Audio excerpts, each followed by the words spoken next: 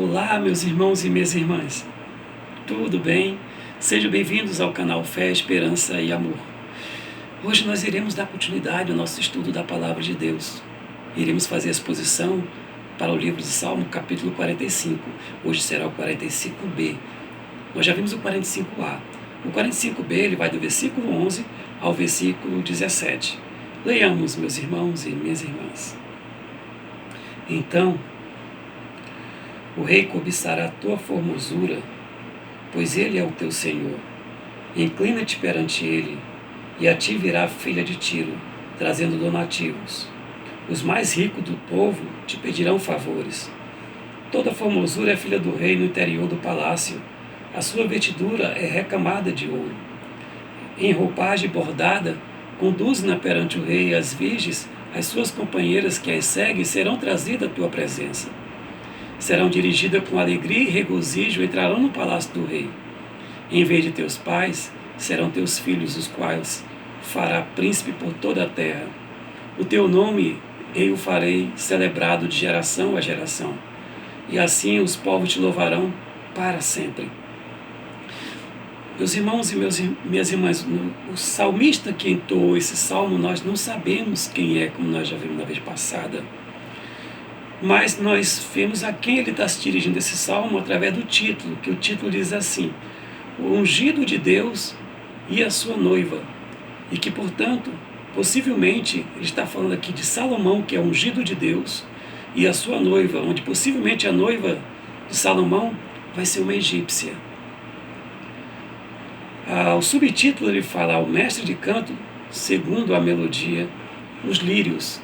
E que a melodia que vai ser entoada, vai ser cantada, feita naquele momento, vai ser a melodia dos lírios, pelos filhos de Coré, forma de coral, onde eles falam Coré, ou como algum conhece como Corá. E que é um salmo didático, mas esse salmo didático, ele quer falar que esse cântico, ele não é um cântico de guerra, ele não é um cântico de alegria, de vitória, não é um cântico de guerra, nem tristeza, nem clamor. É um cântico, nesse momento, um cântico de amor. E nós vimos que, nesse momento aqui, o salmista está fazendo aqui, está cantando pela união dessa rainha com o rei Salomão. Vamos só relembrar aqui o versículo 10, para que possamos entender o restante do nosso trabalho de hoje. Vamos ver aqui o versículo 10, que ele fala: ouve, filha, vê, dá atenção, esquece teu povo e a casa do teu pai. Como nós vimos na vez passada, a exemplo de pessoas que que seguiram o conselho e deu certo, foi o exemplo da Raabe, onde ela acolheu 2 espias israelitas antes de eles entrarem em Jericó. Ela acolheu e deu proteção para eles, e assim foi protegida a vida dela, foi garantida a vida dela, foi garantida a vida dos familiares dela. E 400 anos depois que os juízes, a partir de Josué, julgaram a terra antes dos reis, nós vamos ter Ruth, que também vai seguir Noemi, da qual Noemi ela tinha saído de Israel, porque estava tendo uma seca, e saiu ela, o marido dela, os 2 filhos dela, e foram para Moab, lá para a terra de Moab. E ali os 2 filhos dela casaram com as filhas moabitas. Mas 10 anos depois morreu o marido dela e 2 filhos, e ela teve que voltar. E na volta dela, as mulheres, ela, sua nora Orfa e sua nora Ruth começaram a chorar. E ela disse: então fique, filhas, que eu vou voltar para a minha terra. Orfa entendeu e voltou para os seus pais, para o seu povo. Mas Ruth ficou. Então Ruth disse para Noemi: não insintas para que eu fique, porque onde pousares, ali também eu pousarei. Aonde ficares, eu também ali ficarei. O teu povo será meu povo, e teu Deus será o meu Deus. Então, nesse momento, tanto Raabe escolheu para ficar com o povo de Deus, como Ruth optou também por ficar com Noemi. E o que aconteceu com Noemi de bom? Se Raabe ficou entre o povo de Israel, garantida a sua vida, garantida dele e da sua família, Ruth, quando voltou com Noemi, encontraram um parente de Noemi chamado Boaz. Boaz resgatou Ruth porque ela era esposa do israelita, era um parente que podia resgatar, não era o mais próximo, mas ele convenceu o mais próximo a deixar com ele. E quando resgatou, tiveram um filho. O filho vai ser Obed. Obed teve outro filho que vai ser Jessé. Jessé vai ter outro filho que vai ser chamado Davi. E Davi é o pai de Salomão, que está se casando com ela aqui agora, que está tão próximo que, se ela obedecer, possivelmente ela terá a bênção de Deus tão certo como teve Raabe e teve Ruth. No versículo 11, a partir desse cenário, o salmista vai dizer para ela ainda assim: então, se fizer assim, então o rei cobiçará a tua formosura. Que nesse momento ele está dizendo para a princesa do Egito, que embora ela é muito linda, embora ela tenha sua formosura, mas não é isso que vai garantir com que o rei fique com ela por mais tempo e só dê atenção para ela. Porque ele fala, olha só, então cobiçará a tua formosura. Então, se fores como Raabe, que optou para ficar com o povo de Deus, abrindo mão do seu povo, dos seus parentes, para ficar com o povo de Deus. Se fores como Ruth também, que abriu mão do seu povo para ficar com o povo de Israel, o povo de Deus, também serás abençoada. E não só pelo nosso Deus amado, como também o nosso próprio rei, que é o rei Salomão, ele fala, então, o rei cobiçará a tua formosura. Se fizeres por onde, serás cobiçada a tua formosura. Apenas ele fala, ouve, filha, e dá atenção. Esquece o teu povo e a casa do teu pai, e assim serás abençoada. Ele fala, a ti virá a filha de Tiro, trazendo donativos. A filha de Tiro trazendo donativos. Tiro é uma cidade, é um estado-cidade que fica perto de Sidom, que pertence aos Nínive. Ali são os fenícios, os povos fenícios. E os povos fenícios, eles eram povos muito ágeis na navegação. Eles criavam muito bem a embarcação. Lembrando que os fenícios, eles vieram justamente da tribo de Cã, porque nós tínhamos aqui do filho de Noé, nós tínhamos Noé, teve quem? Cã, teve Sem e teve Jafé. Esses três, Cã, Sem e Jafé, estavam com Noé na época da construção da Arca de Noé. Então entendiam como fazer embarcação. Então logo a arca ela chegou próximo depois dos seus dias que a Arca de Noé chegou. Quando Noé saiu, que Deus o abençoou naquela terra, Noé fez o quê? Foi tratar de lavrar a terra, foi plantar. Então, esses filhos, Cã, Sem e Jafé, sabiam fazer embarcações e sabiam lavrar a terra. Os filhos de Cã, alguns deles vão para o Egito e outros vão ficar como os fenícios. Nós vamos ver no Egito, perto do rio Nilo, lá o pessoal lavrando as terras, e vamos ver os fenícios sendo da boa embarcação. Mas ele vai dizer assim para ela, os fenícios, que são os donos dos mares, as filhas deles, que ele aqui, a ti virá a filha de Tiro, quando diz assim, a ti virá a filha dos mares, onde trará presente que nenhum outro rei poderá trazer, porque eles viajam terras afora, mundos afora, e trazem coisas que seus olhos nunca viram. Teu coração, sua visão ficará muito alegre, porque coisas que você nunca viu, você vai ver chegando desses povos. Quão bem-aventurada vai ser você. E ele fala, os mais ricos do povo te pedirão os favores. Os homens que são ricos, que não precisam de favores de ninguém, eles vão te pedir favores. Por isso, ó princesa, tão somente ouve e dá atenção. Esquece o teu povo e a casa do teu pai.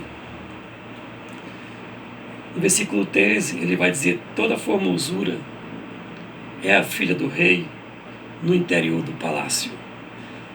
Toda formosura é a filha do rei no interior do palácio. Porque, nesse momento, ela vai receber dentro do palácio, no interior, todos esses presentes e todas essas pessoas. É como estimada é a filha do rei dentro do palácio. como estimada, como ela é procurada, porque ela vai ter, inclusive, nós vamos ver que Salomão vai fazer um palácio, inclusive, só para ela, para a filha do Egito, para justamente ela receber essas pessoas.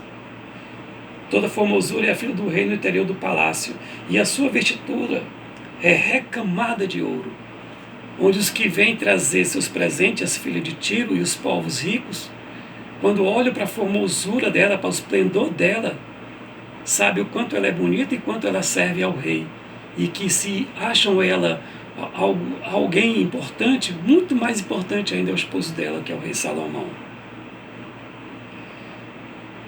O versículo 14 fala: em roupagem bordada, conduz-na perante o rei. As virgens, suas companheiras que a seguem, em roupagem bordada, conduz-na perante o rei. E agora estamos falando de roupagem bordadas. As roupagens que era para ser dirigida somente ao rei, onde nesse momento ela ia ter o castelo dela, já ia ter o palácio dela, onde poderia receber, mas na hora que ela fosse visitar o rei, as roupagens delas deveriam ser somente para o rei. Só o rei poderia olhar para as roupagens dela, que eram roupagens bordadas, conduzem-na perante o rei, porque naquele momento o corpo dela pertence ao rei. Por isso que a princesa nesse momento não poderia ficar mostrando o seu corpo, as suas roupas bordadas para outras pessoas que não fosse o rei. Veja quando ele fala assim: ouve, filha, dá atenção, esquece o teu povo e a casa do teu pai. As coisas que vocês faziam lá no Egito, como as mulheres lá tratam seus esposos, aqui é diferente. Aqui você tem que honrar o teu esposo, porque se você honrar teu esposo, você está honrando a Deus. Se você fazer com seu esposo nas roupas bordadas, só ele enxergue tuas roupas bordadas, é como se ele, Deus, visse tuas roupas bordadas. E é assim que ele está ensinando aqui, que o salmista está dizendo para essa egípcia. E ele fala: as virgens são companheiras que a seguem, serão trazidas à sua presença. As virgens representam a pureza. Então, quando ela vir, ela irá de forma pura.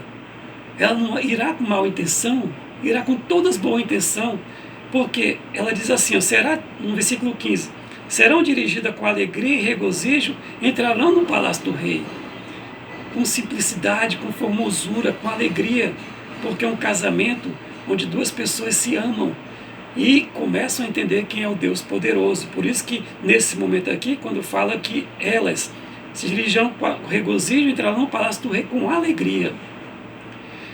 Mas no 16 ele fala assim: em vez de teus pais, serão teus filhos, os quais fará príncipe por toda a terra. Então, a partir do momento que ela se relacionar com o Deus de Israel, se relacionar com o povo de Israel, se relacionar com o rei de Israel, em vez dos pais delas quererem tomar a terra de Israel, em vez dos pais delas serem os próximos príncipes ou parentes, não, vão ser os filhos delas. Todos os filhos delas serão os príncipes, porque ele fala: em vez de teus pais, os quais fará príncipe toda a terra, teus filhos é que serão os príncipes. E para o salmista vai dizer agora para Salomão, no versículo, daqui nesse momento, ele para de falar sobre a princesa.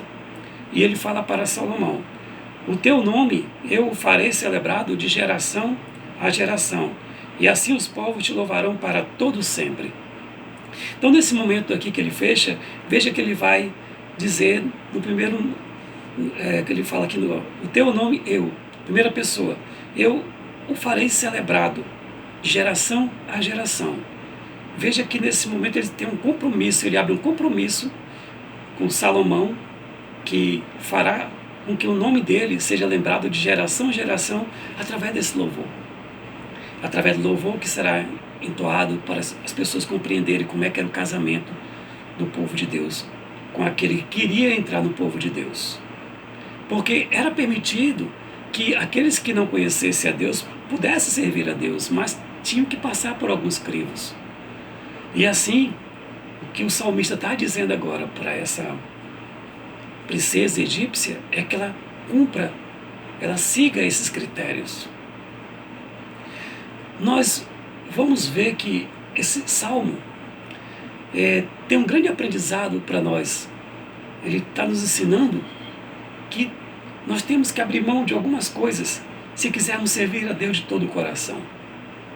Porque esse salmo ele simboliza também, se aqui nós vimos ele como uma sombra, como uma maquete, a imagem real e o projeto real, nós vamos ver agora lá no livro de... Deixa eu ver aqui os irmãos.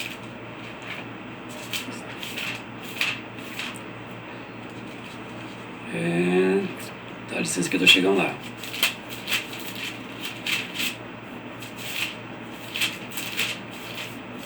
Pronto, o livro de Hebreus. O livro de Hebreus, ele vai dizer bem assim no primeiro capítulo: havendo Deus outrora falado muitas vezes e de muitas maneiras aos pais pelos profetas, ele vai dizer, nesses últimos dias nos falou pelo Filho, a quem constituiu o herdeiro de todas as coisas, pelo qual também fez o universo. Ele vai dizer no versículo 9, no versículo 8, mas acerca do Filho, o teu trono, ó Deus, é para todo sempre. Cetro de equidade é o cetro do teu reino. No versículo 9, amar-te a justiça e odiar-te a iniquidade. Por isso, Deus, o teu Deus, te ungiu com óleo de alegria, como a nenhum dos teus companheiros. Então, nesse momento, aqui, o autor de Hebreus, que nós também não sabemos quem é o autor, ele está se usando desse texto lá do Salmo 45 para reafirmar que é aquilo que nós acabamos de ler, a sombra dessa famosa imagem, onde Cristo Jesus é a verdadeira, vai ser o noivo. Um dia quando ele voltar para buscar a igreja vai ser a sua noiva. Portanto, todos têm que servir ao Senhor e abandonar os seus pecados. Tem que procurar amar a Deus de todo o coração. Tem que se entregar ao Senhor, para quando ele vir buscar a sua santa igreja. Ainda nós vamos ver isso aqui no livro depois do Hebreu, Tiago capítulo 2, versículo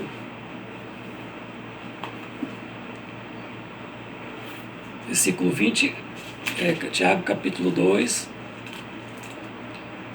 versículo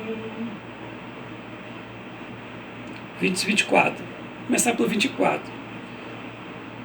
Verificais que uma pessoa justificada da obra, e não por fé somente, de igual modo, não foi também justificada por obra a meretriz Raabe, quando acolheu os emissários e fez partir para outro caminho? Veja que o que o livro de Tiago quer nos dizer é que realmente temos que crer no Senhor, mas também temos que ter nossas obras. A obra advinda do Espírito Santo, que é essa, que faz com que a pessoa se mova em direção a Deus, porque ele fala que verificais que uma pessoa é justificada por obras e não por somente fé. De modo, não foi também justificada por obra a meretriz Raabe, quando acolheu o emissário e o fez partir para outro caminho? Naquele texto que nós vimos aqui em Salmos, nós vimos aqui em Salmo 45, nós vimos que Raabe, ela acolheu os emissários, isso foi por obra. E não foi só Raabe, a Ruth também. Ela pegou e disse, o teu Deus será meu Deus, teu povo será meu povo. Então o Salmo 45, ele é uma imagem, ele é uma maquete dos reais acontecimentos pela qual Deus quer que nós venhamos a nos encontrar com o nosso Cristo, e ele vai ser a igreja, ele vai ser aquele que vai vir buscar a sua igreja e vai nos levar para morar com ele. E é por isso que ele diz no versículo 17, o teu nome eu falei celebrado de geração em geração, e assim os povos te louvarão para todo sempre. Então, por que dizemos que é maquete? Porque nós sabemos que Salomão, depois que ele morreu, Roboão, quando assumiu, ele já assumiu o reino repartido, não foi para todo sempre. Mas esse para todo sempre, o salmista, que como ele está aqui como um profeta, ele está levando-nos para o Novo Testamento, lá para o livro de Hebreus, para nos mostrar que Cristo representa aqui o que vem buscar a sua amada igreja. Que Deus nos abençoe e nos oriente para o seu próximo estudo. Eu peço que os irmãos inscrevam-se no canal, ative o sininho para receber as notificações e deixe seu like. Amém.